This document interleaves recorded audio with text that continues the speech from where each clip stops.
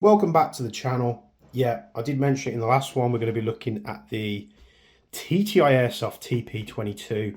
I'd seen this for a while. I think it was advertised on as coming soon on WGC Shop maybe for a long time. And I'll be completely honest with you guys, my first impression of this pistol wasn't great. I looked at it and the way that they'd done the photos, everything looked super glossy and like really like cheap plasticky.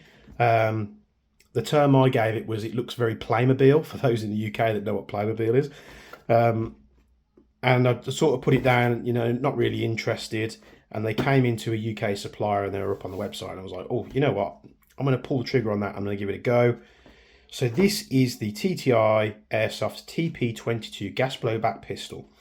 This replica is based off the Taurus TX22 competition, not the normal TX22, the TX22 competition, which is a pistol chambered in 22LR. And apparently, compared to the reviews out there, most predominantly in the US, the Taurus 22 TX22 competition is an absolutely fantastic pistol. This is quite a unique looking pistol as well. No one's ever done one of these before. So we're going to take a look at it today.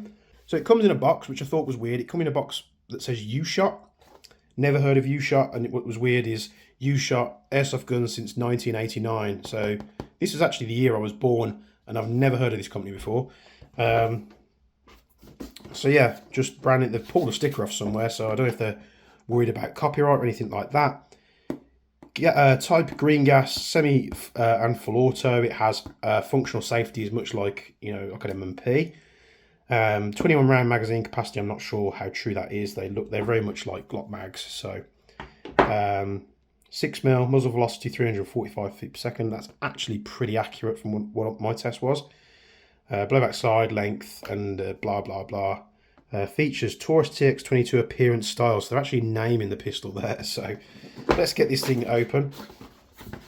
So in the box, which I thought was really funny, we get the pistol wrapped in plastic. We get a manual, which, to be honest with you, is a very, very good manual. There's instructions there. I'm not sure if that's Taiwanese or Chinese. Forgive me for not knowing. But you've got it in English as well. It tells you everything you need to do. It's very straightforward. I'm pretty sure TTI had something to do with the AAP. Correct me if I'm wrong. I've heard rumours that they had something to do with the sort of the, you know, how the AAP came about. Don't know how true that is. They do a lot of parts for the AAP. Who knows? You also get this box in there that says U-Shot Airsoft Guns since 1989. This humongous box that fills the outer box up, and we'll see what's inside it. And it's literally two pieces of plastic and a couple of screws. So, yeah, way to go on saving the packaging and saving the planet, guys. But I'll put the manual in there. Guys, read this. Especially one of the most overlooked things is people, especially that bought the Action Army AAP series, they didn't read the manual, which clearly states apply a little bit of hop, otherwise the rounds will fall out the barrel. And every post on the AAP Facebook page for a long time, and probably still to this day, was my BBs are falling out of my barrel. Just read the manual. So here is the pistol, and it's not glossy. It's got like a nice matte finish, and I'll be honest with you guys, this feels like a very premium product. I have bought pistols that have been 3 or 4 times the price of this, and they've not felt as good. Don't be wrong, there's limitations with the amount spent on this pistol. But the first things that sort of stood out to me was it really does feel like high quality, again for the price, and the grip. The grip is superbly comfortable in my hands. You've got this little indentation here for your middle finger. It sort of wraps around nice. And this sort of texture is actually quite grippy as well without it being too aggressive.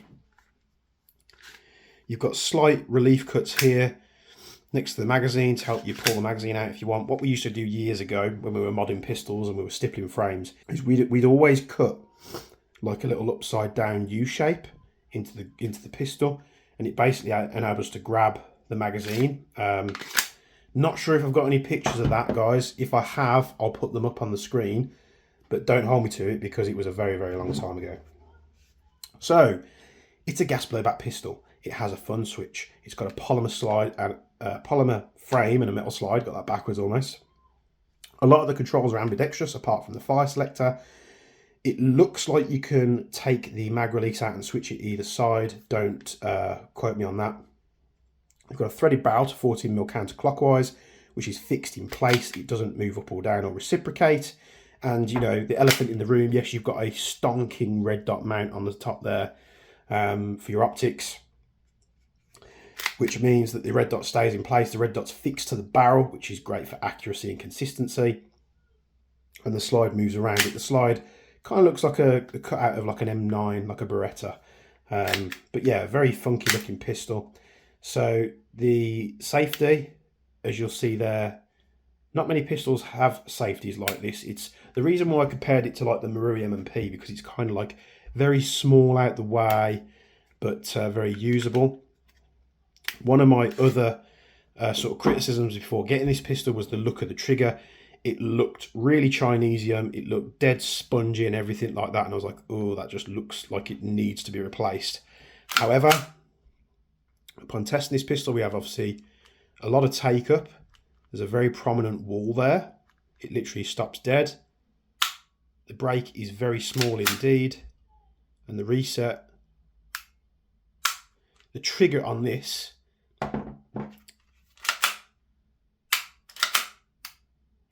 is, I'm going to say, is better than the AAP trigger, the stock one, much better. When you compare it to something like this GHK Glock 17, they're renowned for having bad triggers. You've still got the take up. You've got a really hard press. In terms of travel, it's very similar, but the trigger on this is a lot lighter. So yeah, trigger's good. I think you can fit like G17 style triggers, which is nice. So you could, you know, being able to sort of remove all that slop. I think TTI actually do a trigger that will fit this pistol straight away. You've got a little metal bracket under there which says THP 22584. I'm not sure if that's a serial number or whatever, with like a little QR code. And, you know, controls on the right hand side as well. Very much like a VFC, it has the valve at the top of the magazine at the back. I actually like this style of fitment because it holds the valve right at the top of the reservoir. You charge it, you can charge it holding it like that. You haven't got to turn it upside down. I do like this style of filling them up, but you know, either or. But many of you might be saying, well, if I want a HPA tap my pistol, which a lot of people have to do now, they can't leave them alone. TTI have got you covered for that, because you can remove this base plate, and I'm pretty sure one of these is a plug. I think it's this front one here. So there's actually a tap that's been tapped so that you can put HPA adapters straight on, and you've got the cutout in the bottom of the magazine already. So they have thought about you. And the rear screw, of course, is to tighten up the magazine. So you'll just pop a posi screwdriver in and tighten them up. Very much Glock-esque. They say 21 rounds. I'm not sure how true that is. We could test it. Let's test it.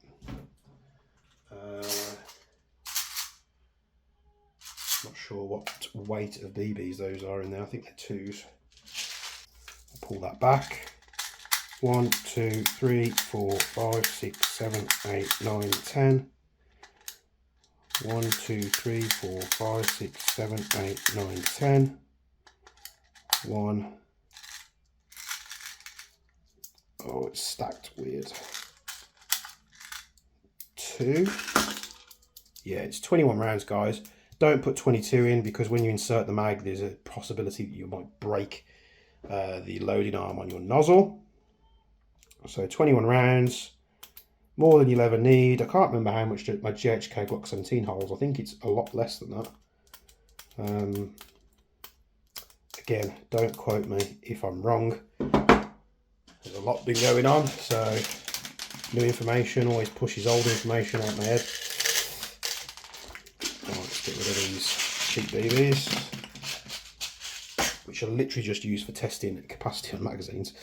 So there we have it, gas in the mag. I've got a bit of propane in here. The gun is empty because I've been testing it and getting the chrono results. I'm not going to be chronoing it on camera just because it's a massive pain to film, edit it in. I wanted to do this, try and do it all in very minimal takes. And if you don't trust me by now with the amount of videos that I've done, then there's probably not much more I can do there, but I have noted down my results there. So fresh magazine, propane in the magazine. We're going to get onto one of the important features in just a minute, which you're probably going, why haven't you mentioned that yet? I'm getting to it. But we'll see how this thing pops. Very responsive. You've got a quick trigger finger. It's very, very responsive. We've also got full auto as well.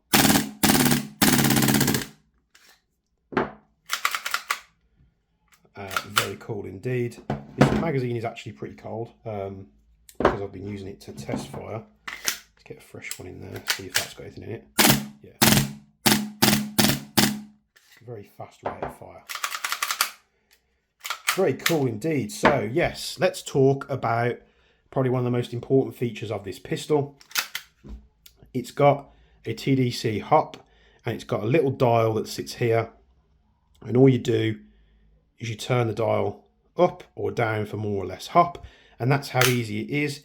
You can probably do it with the slide, you know, fully closed down. If you just pop a fingernail in there, you can turn it, and it's basically sat underneath this like RMR red dot style plate. And I'm sure you're probably saying to the screen right now, why don't you just take it off and show us? So that's what I'm going to do. That might fit. Oh, it's quite tight.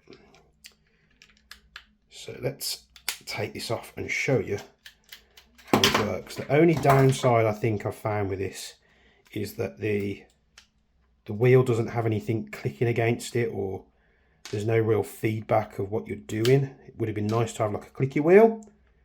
So we pull this off, and you'll see I've got a little wheel, we've got a hop arm, and then just below that hop arm we've got an AG style nub. So we'll take this little wheel off. Got a metal arm, literally a little solid piece of rubber for the hop adjustment. And there you can see it there. There's a grip screw here. I'm not sure what that's for. Perhaps it's to hold the barrel in.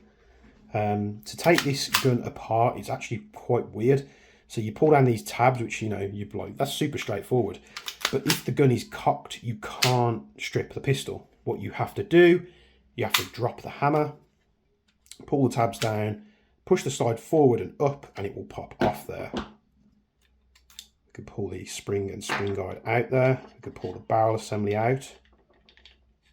I think with that plate on, you would do it forward and then pull it out the top. I'm pretty sure that's doable. Very Glock 18-esque there. Got a piston cup. Nozzle seems okay. Nozzle return spring. Could be a little better. There's a steel part there to reinforce the bolts, the slide stop. You know, it's quite a well-made slide there, but one thing I don't like about this pistol at all are the iron sights. They're just very WeTech, aren't they?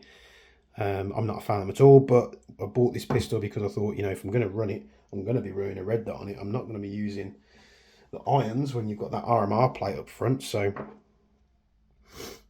I think this barrel actually comes off. Maybe that's what we need to release the grub screw for. So we release the little grub screw and the barrel comes out. There we go. So there's the outer barrel. I haven't been able to get this thread protector off yet. It is really on there. And I'm guessing that's all that holds that in there. So we've got a weird hot clip on the barrel. Got a couple of slots here. They're probably going to be relief slots so that when you've screwed your RMR plate down, it's not fouling the barrel. That could mean that barrels are a bit proprietary. The hot rubber seems nice and supple and soft. It is just a normal mound style hot rubber. I'm not sure if you're going to be able to see that.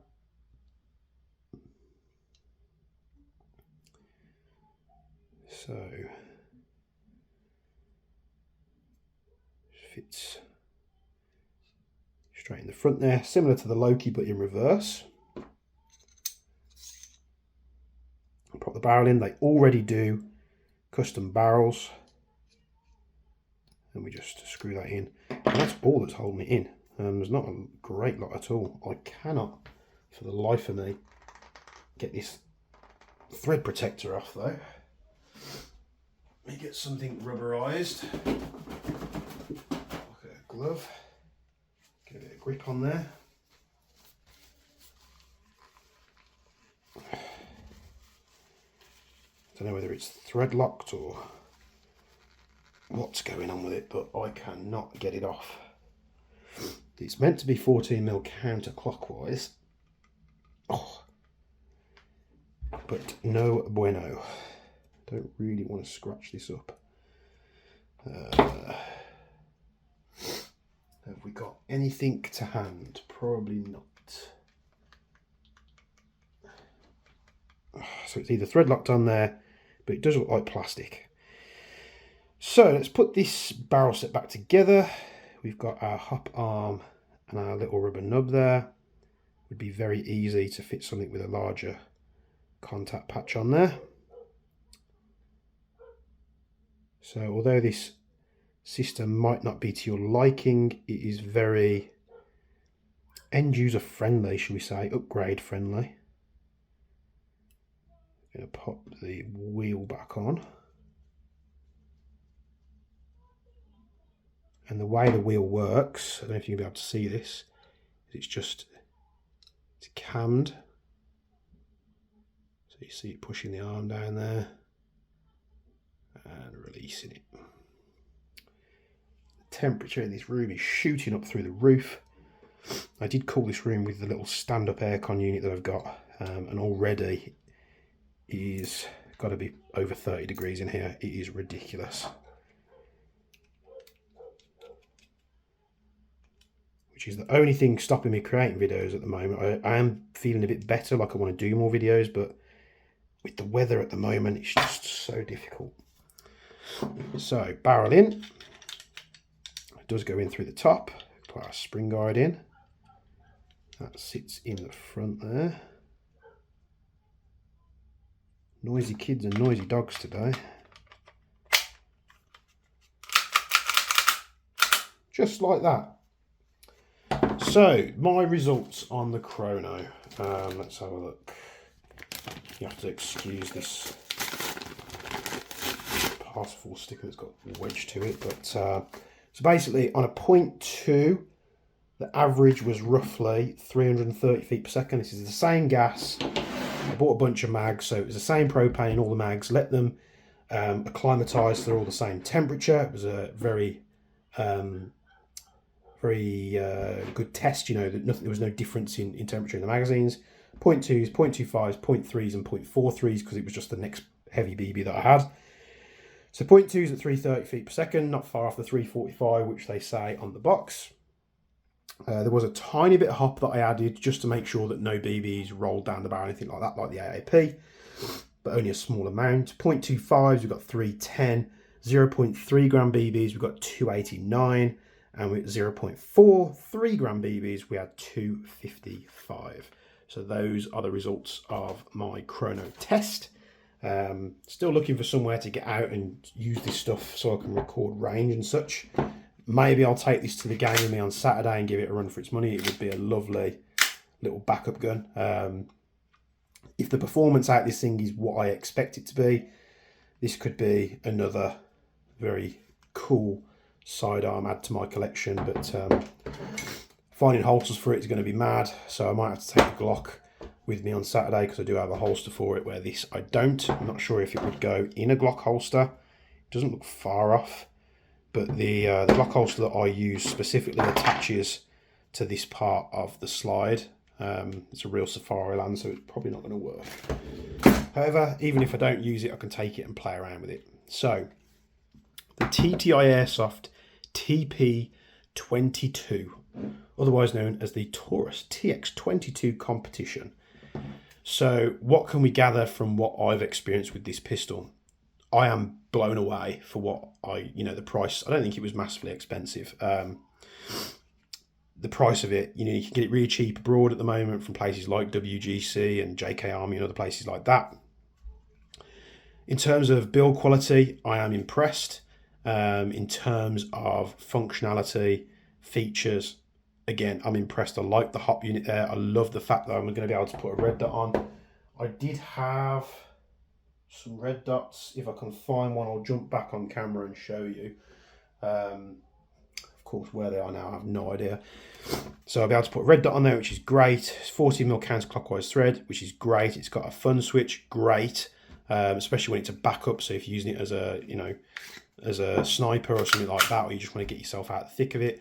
The trigger on this, I'm really impressed with. It's a really good trigger, which can only be made even better by fitting like a fancy CNC one.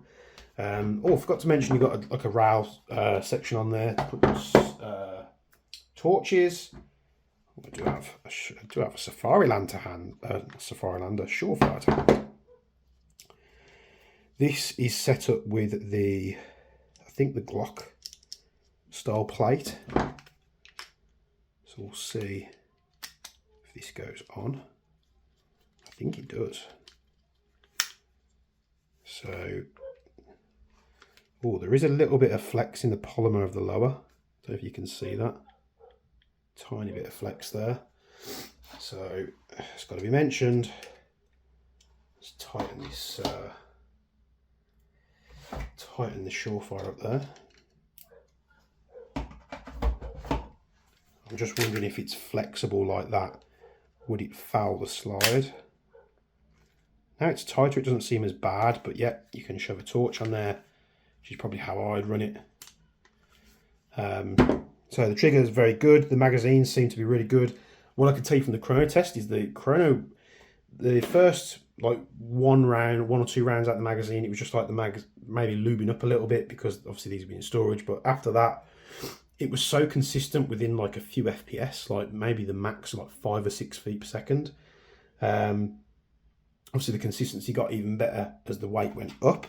The 0.2s are obviously the most inconsistent because, 0.2s, you would not use them in an airsoft game if you know any better. So this is the TTI Airsoft TP22. Would I recommend having this pistol? Absolutely. You haven't got to go out and buy a metal slide. You haven't got to go out and buy a TDC hop.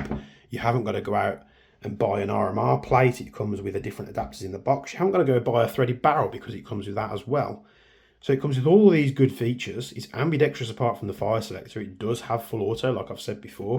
The iron sights could be better, but to be honest, the reason you're buying this pistol, you're probably going to put a red dot sight on there anyway. You think it'd be crazy if you don't. It's extremely comfortable. It's not too heavy. It's really snappy, probably because of all this weight lost in the slide there.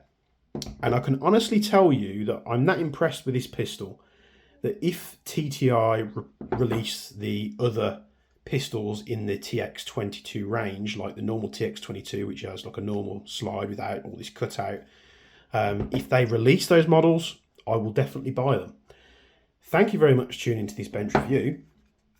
I hope you've enjoyed this TTI TP22. I know I've been saying a lot of abbreviated words in this one, but let me know what you guys think in the comments below. Is this a cool pistol? Is it but ugly? Everyone has their opinion and I want to know yours. Pop it down below in the video, and from me and Bench, I'll see you in the next one. If you stayed after the video's ended, probably one of the many people that say, oh, can you put this on it? Can you put that? I've actually managed to get the thread protector off. It's just a little plastic cap. It was just on there very tight. And yes, it will accept tracer units straight on. Here I have the Ace Tech Bifrost, which is slightly upside down. But yeah, you could put a tracer unit on it. You could put a little suppressor on there if you want to. I'm probably going to go the compensator route. I think TTI do a compensator for this already, which is very reminiscent of the real compensator for the real pistol. Or you could just leave it like that. Yeah. What next?